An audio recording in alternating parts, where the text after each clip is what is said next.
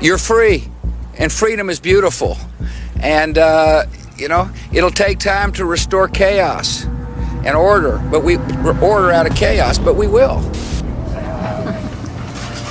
Get ready to read all these words on this page without making a mistake. Look at the letter at the end and remember the sound it makes. Get ready. Kite. Yes, kite. Get ready to read this word the fast way. Get ready. Kid. Yes, kid. Sound it out. Get ready. Kid. Sound it out. Get ready. Kid. What word? Kid. Yes, kid. Boys and girls, sound this word out. Get ready. Seal. What word? Seal. Yes, steal. Read these words the fast way. Get ready. Play. Yes, playing. Get ready. Must. Yes, must. Let's read these words the fast way without making a mistake. Get ready. Kite. Yes, kite. Get ready. Kick. Yes, kick. Get ready. Steal. Yes, steal. Get ready. Play. Yes, playing. Get ready. Must. Yes, must. Boys and girls, pick your reader up from under your seat. Open your book up to lesson 60 on page 153.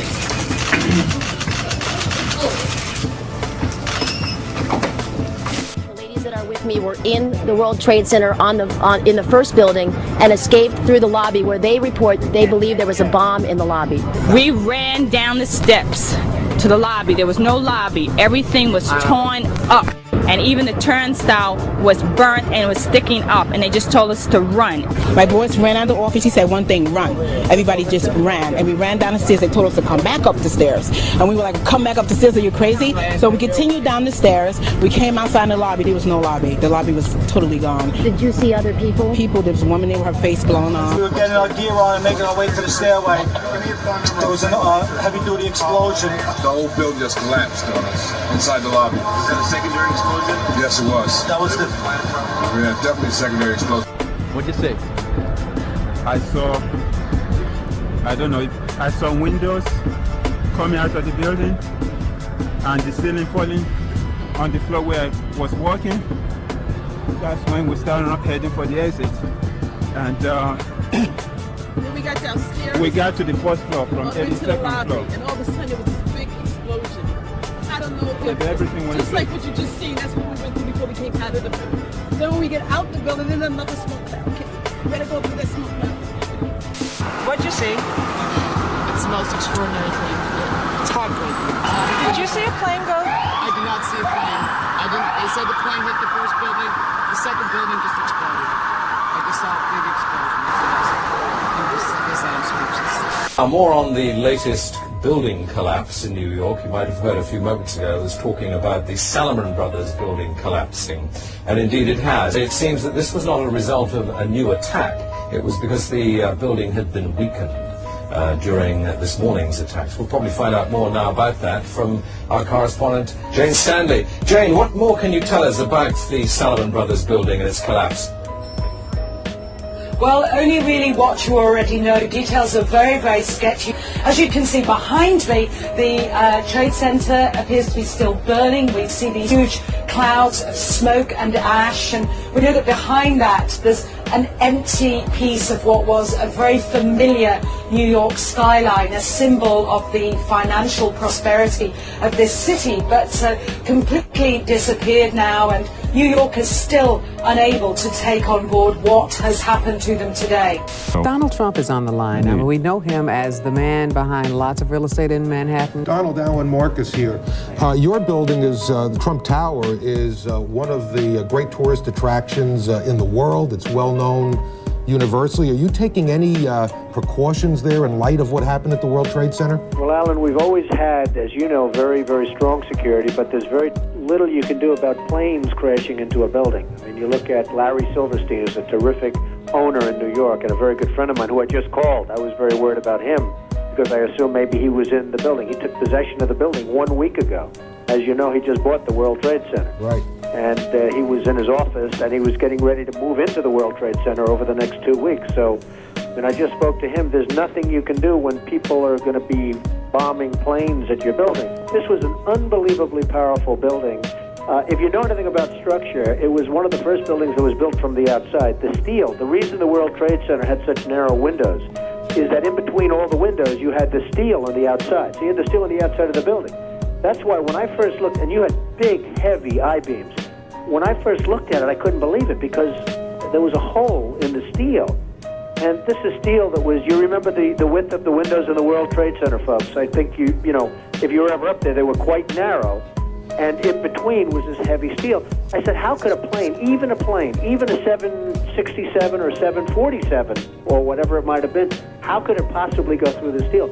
I happen to think that they had not only a plane, but they had bombs that exploded almost simultaneously, because I just can't imagine anything being able to go through that wall. Most buildings are built with the steel is on the inside around the elevator shaft.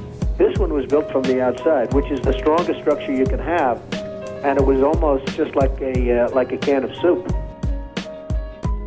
I remember getting a call from the fire department commander telling me that they were not sure they were going to be able to contain the fire. And I said, you know, we've had such terrible loss of life. Maybe the smartest thing to do is pull it. And they made that decision to pull, and then we watched the building collapse. From what I understand, the outer skeleton of the building, the outer columns was like a fishnet, and you had these inner core columns, which were substantial, thick steel beams to withstand 4 or 5 times what the loads were. The engineers always over-design a building. No steel frame building has ever collapsed before or since 9/11. So that should say something right there. And it said that Building 7, it was a progressive collapse, that it was caused by fire. But progressive collapse, unlike the Twin Towers collapse from the top down. That's a progressive collapse, floor by floor by floor. But if you look at the videos of Building 7 collapsing, it collapses uniformly. It's collapsing from the bottom. The building stays intact all the way to the bottom of the ground, and you could see the sides caving in on it. For a building to collapse uniformly, which the videos show, all the load-bearing columns would have had to have failed simultaneously. Now, fire doesn't act like that. I came across an analogy of the Twin Towers, and if you could visualize cast iron stoves stacked one on top of each other. The stoves up at the top, yes, there's fire and they've been damaged, but the stoves on the bottom, they haven't been damaged. So the structure underneath all of that is intact. So it's impossible for a building to collapse near free fall speed and increase without a controlled demolition. You're running into the path of most resistance. So something else is going on. I don't believe that it was just the planes or the fire. The information that the Central Intelligence Agency has obtained by questioning men like Khalek Sheikh Mohammed has provided valuable information and has helped disrupt terrorist plots, including strikes within the United States. For example, Khalek Sheikh Mohammed described the design of planned attacks on buildings inside the U.S. and how operatives were directed to carry them out. That is valuable information for those of us who have the responsibility to protect the American people. He told us the operatives had been instructed to ensure that the explosives went off at a point that was high enough to prevent people trapped above from escaping. A dangerous world. And we need a president who understands the lessons of September the 11th, 2001. That to protect America, we must stay on the offense. Stop attacks before they happen, and not wait to be hit again. In contrast, Russian elections are rigged. Political opponents are imprisoned or otherwise eliminated from participating in the electoral process. The result is an absence of checks and balances in Russia and the decision of one man to launch a wholly unjustified and brutal invasion of of Ukraine. Iraq, anyway. If you don't like what we tell you to believe in, we'll kill you. Now watch this drive. As we work with Congress in the coming year to chart a new course in Iraq and strengthen our military to meet the challenges of the 21st century, we must also work together to achieve important goals for the American people here at home. This work begins with keeping our economy growing. I call upon all nations to do everything they can for shopping more, to stop these terrorist killers. Outside the Pentagon, CNN's military affairs correspondent Jamie McIntyre. And Jamie, you got very close to where that plane went down.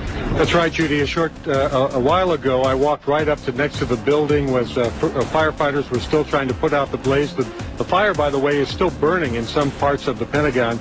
And I took a look at the huge gaping hole that's in this sideway, but from my close-up inspection, there's no evidence of a plane having crashed anywhere near the Pentagon. The only site is the actual side of the building that's crashed in, and as I said, the only pieces left that you can see are small enough that you could pick up in your hand. There are no large tail sections, wing sections, a fuselage, nothing like that anywhere around. We must stop the terror. Have a sense, if we imagine the kind of world we would face if the people who bombed the Best Hall in Mosul, or the people who did the bombing in Spain, or the people who attacked the United States in New York, shot down the plane over Pennsylvania and attacked the Pentagon. The Trade Center was always known as a very, very strong building. Don't forget, that took a big bomb in the basement. Now, the basement is the most vulnerable place because that's your foundation, and it withstood that. And I got to see that area about 3 or 4 days after it took place because one of my structural engineers actually took me for a tour because he did the building. And I said, I can't believe it. The building was standing solid, and half of the columns were blown out. I mean, so this was an unbelievably powerful building. If you know anything about structure, it was one of the first buildings that was built from the outside. The steel, the reason the World Trade Center had such narrow windows is that in between all the windows, you had the steel on the outside. So you had the steel on the outside of the building. That's why when I first looked, and you had big, heavy I-beams, you remember the width of the windows in the World Trade Center, folks. I think you know, if you were ever up there, they were quite narrow. And in between was this heavy steel. I said, how could a plane, even a 767 or 747, or whatever it might have been, how could it possibly go through the steel? I happen to think that they had not only a plane, but they had bombs that exploded almost simultaneously, because I just can't imagine anything being able to go through that wall. Most buildings are built with the steel is on the inside around the elevator shaft. This one was built from the outside, which is the strongest structure you can have. How is it possible that a Boeing plane would be able to destroy or two planes would be able to destroy the Twin Towers? Because they were constructed to withstand like a 707 attack. Well, it's tremendous power and tremendous heat.